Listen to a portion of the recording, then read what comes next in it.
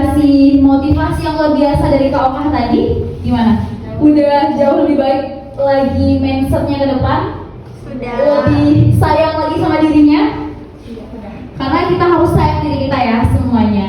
Baik, kalau kata pepatah, karena aku dari Minang ya, tak kenal maka tak sayang maka tak saling. Ada yang tahu? Cinta. Ya benar sekali. Tak sayang maka tak saling cinta. Jadi untuk ke depan, karena kita akan berdiskusi juga, jadi kita bangun dulu hubungan ya sama-sama. Aku boleh tahu nama kakaknya siapa? Sela, Lina, Mila, dan Hikmah. Jadi sebelumnya, perkenalkan nama aku Haznal Fitrianisa. Aku merupakan mahasiswi aktif Universitas Islam Sultan Syarif Hasim Riau, jurusan Ilmu Komunikasi, dan aku alhamdulillah juga sekarang lagi bekerja sambil kuliah itu di IDTV, Indonesia Terbilang TV.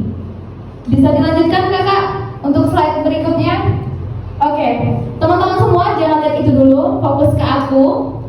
Jadi teman-teman, ada yang tahu gak sih arti public speaking itu apa?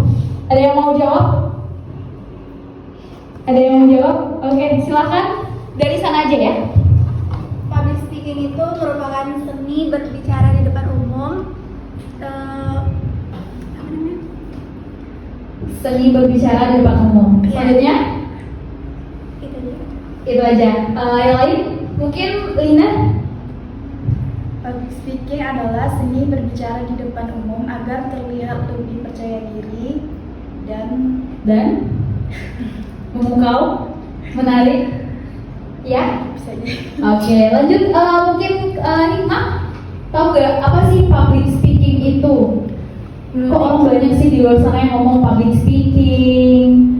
Menurut Hikmah, public speaking itu nggak bisa dimiliki sembarang orang gitu ya kak ya, karena nggak semua orang bisa jago public speaking. Oke, tidak semua orang jago public speaking, dan itu adalah privilege yang tidak semua orang bisa dapatkan. Oke, terakhir kepada Kak Sela, apa sih public speaking itu menurut kakak sendiri? Menurut saya public speaking itu adalah cara kita untuk menyampaikan di depan umum apa yang ingin kita sampaikan, dan juga public speaking juga membuat kita percaya lebih, tampil dan lebih percaya diri.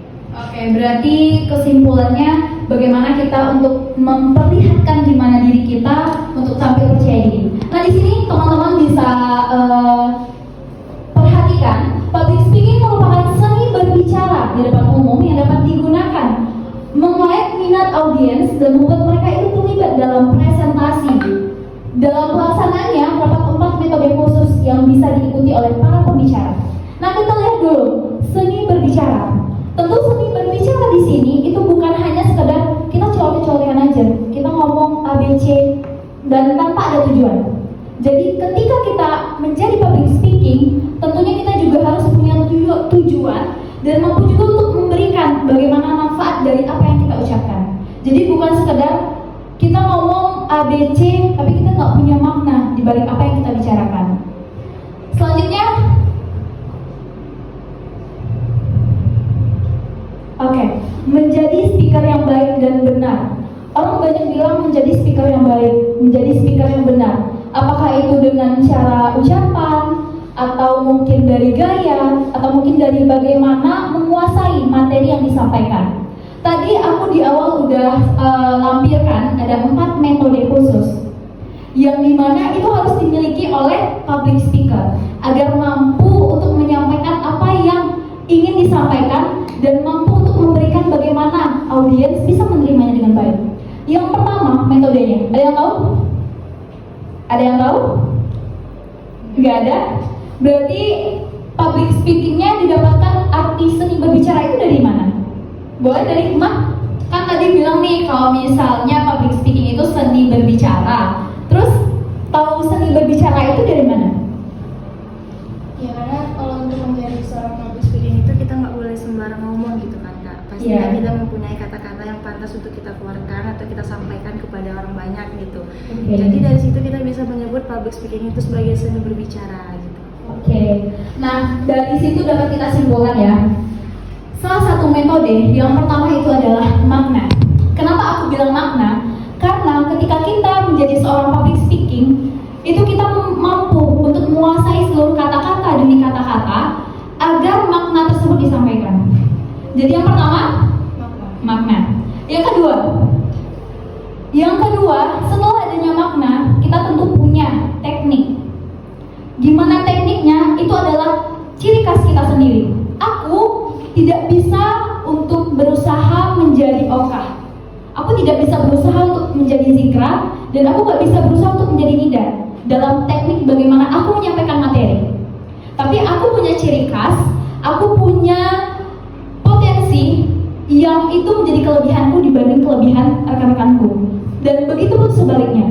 Jadi tentunya itu harus dengan adanya bagaimana teknik yang baik. Dan aku di sini karena aku gimana? Aku percaya aku mampu untuk menyampaikan. Yang ketiga, ada yang tahu yang ketiga? Kakak tahu untuk tekniknya? Yang ketiga adalah bagaimana keloyalitasan. Loyalitas di sini bukan ibaratnya kita mengeluarkan dana, kita mengeluarkan ibaratnya harga yang mewah, harga yang mahal untuk diri kita agar kita bisa tampil dengan maksimal. Harus menggunakan barang-barang yang branded agar berarti si public speaking ini emang kayak gitu ya gayanya, bukan. Tapi bagaimana kita mampu, kita tahu akan materi yang kita sampaikan, kita menguasai, dan kita juga memberikan bagaimana yang terbaik. Walaupun salah, tapi kalau ketika kita yakin, kita percaya, seperti kata-kata Okah tadi, tentunya orang bakalan melirik kita. Dan yang terakhir, gimana menjadi public speaking yang baik? Itu dengan metode kita cintai diri kita sendiri. Ketika kita berbicara, tentu kita harus yakin dengan diri kita. Sebelum itu, kita harus sayang dengan diri kita. Oke, selanjutnya Kak.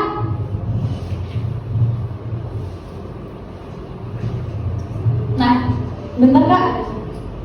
Oke, usaha, harapan, dan pembuktian. Usaha, harapan, dan pembuktian. Silakan teman-teman berdiri dulu. Aku mau teman-teman berdiri dulu. Usaha, harapan, dan pembuktian. Silakan tutup dulu matanya.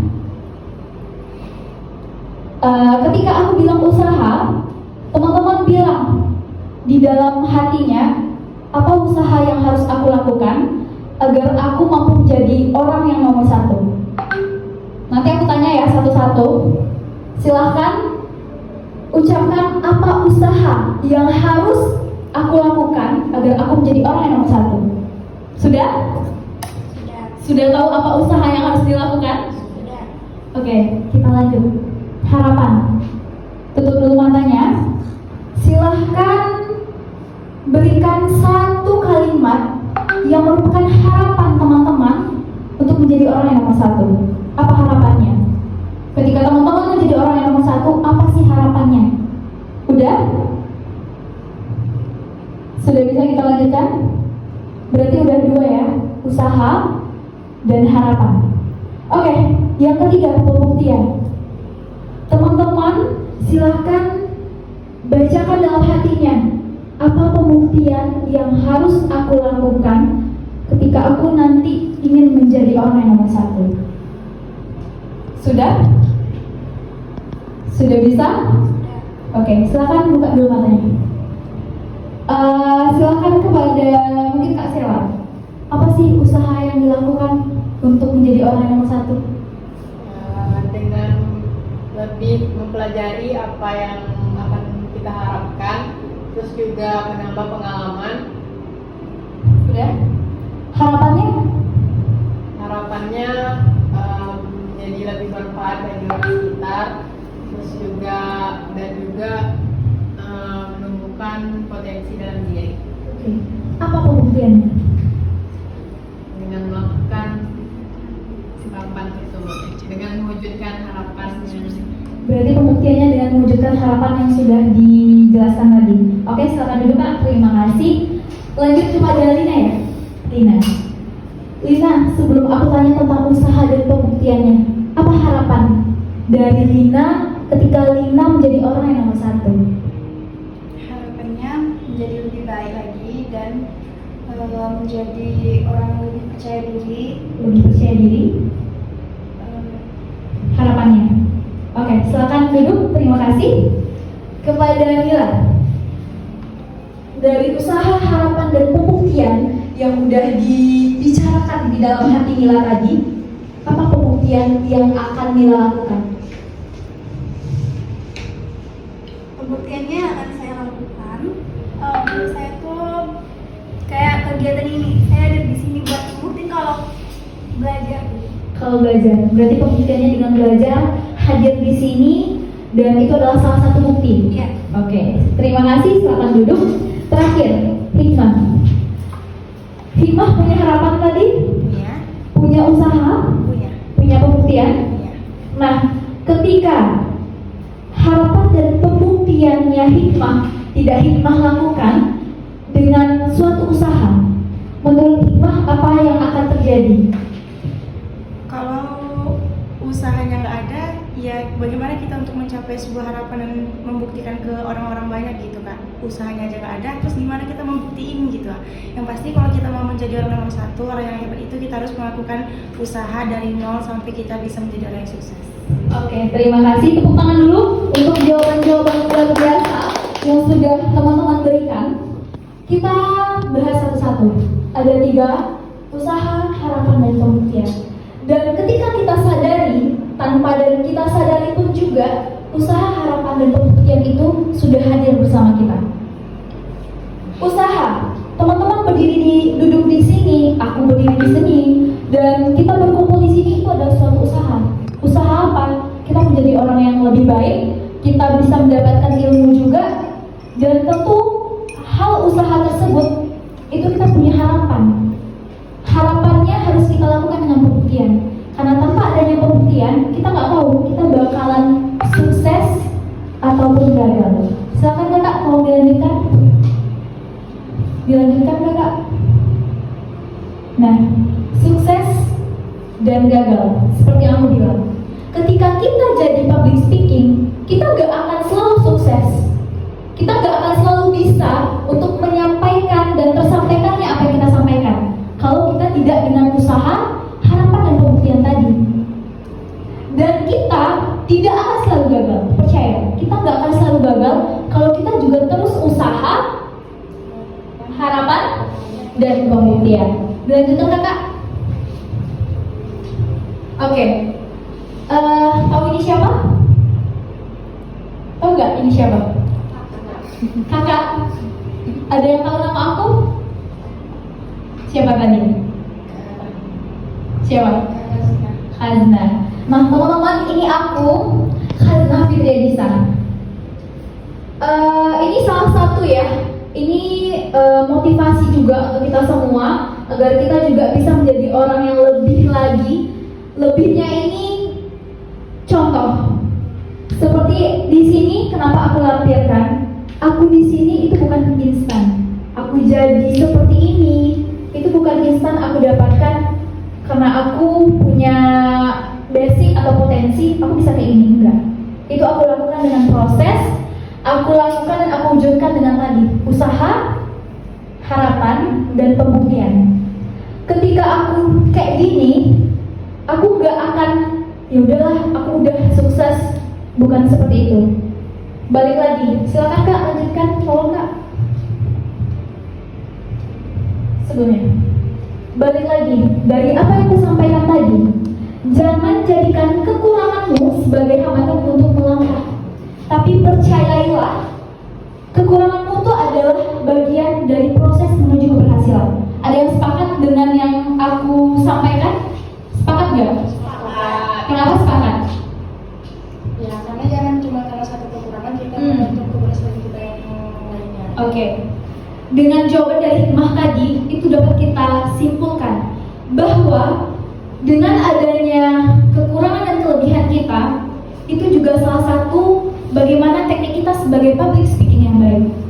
Public speaking itu bukan menguasai seluruh materi yang ia sampaikan, tetapi ia mencoba untuk memahami.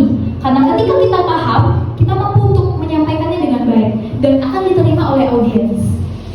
Dan contohnya, ketika teman-teman berada di sini, teman-teman berkumpul di sini, tentunya